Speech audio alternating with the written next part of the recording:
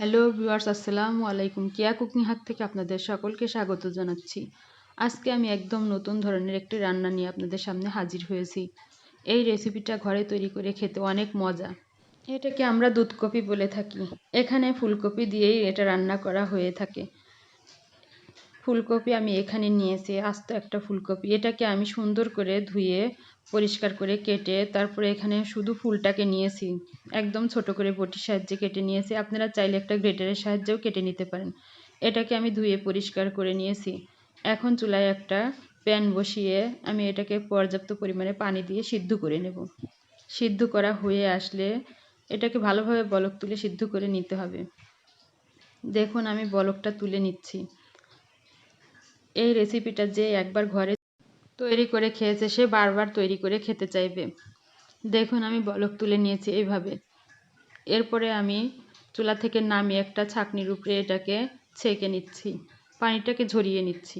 পানিটাকে ঝরিয়ে নেওয়ার পরে আমি এটাকে ঘি দিয়ে ভেজে নেব। এর জন্য আমি চুলায় একটা প্যান বসিয়ে নিয়েছি। প্যানটার মধ্যে আমি 1 চামচ ঘি দিয়েছি। ঘিটা একটু গরম হয়ে আসলে এখানে আমি সেই ফুলকপিগুলো দিয়ে দেব। ফুলকপিগুলো এখন দিয়ে দিচ্ছি। দেখুন ফুলকপিটাকে আমি একটু ভেজে নিচ্ছি। খুব বেশি ভাজা যাবে না, একটু ফুলকপির গন্ধটা দূর করে নিতে হবে। আর ঘি দিয়েই ভাজার চেষ্টা করবেন, এতে স্মেলটা সুন্দর হবে, খেতে অনেক মজা হয়। এভাবে আমি চেপে চেপে ভাজি করে নিয়ে এখন তুলে নিচ্ছি। তুলে নেওয়ার পরে একটা চামচের সাহায্যে আমি এটাকে গরম গরম অবস্থাতেই একটু চেপে চেপে নরম করে নিচ্ছি। নরম করেই নিতে হবে অবশ্যই, নরম না করলে এটা খেতে ভালো লাগবে না, মুখে দানা দানা বেশি লাগবে। আর এখানে গরম অবস্থাতেই যদি এভাবে চেপে চেপে নরম করে নেওয়া যায় তাহলে খেতে অনেক টেস্টি হয়। এখানে আমি আগে থেকে দুধ জাল করে রেখেছিলাম, সেই দুধটাকে আমি দিয়ে নিচ্ছি। আমি এখানে 1.5 কেজি দুধ নিয়েছি। এখানে এলাচ, দারুচিনি আর তেজপাতা আমি দিয়ে নিচ্ছি।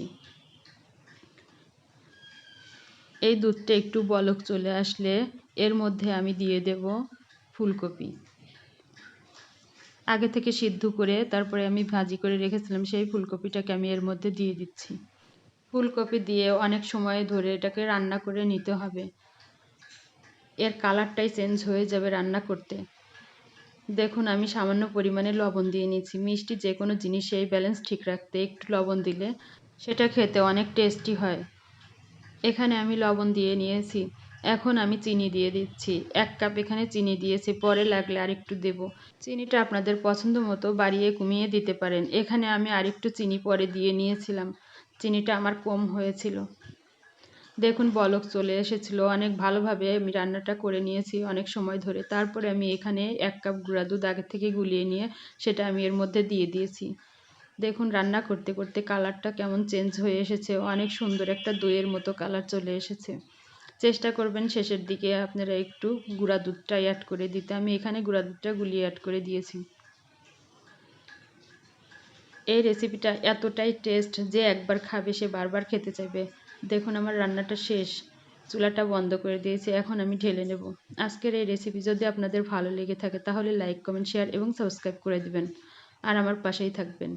একদম নতুন একটা রেসিপি, দুধকপি রেসিপি। দেখুন কত সুন্দর হয়েছে, খেতে অনেক মজা হয়েছে। আমার সকল বন্ধুদের কাছে রিকোয়েস্ট রইল আপনারা বাড়িতে একবার ট্রাই করবেন আর কমেন্টের মধ্যে জানাবেন রেসিপিটা কেমন হয়েছে। আজকের মতো এখানেই বিদায় নিচ্ছি। আল্লাহ হাফেজ।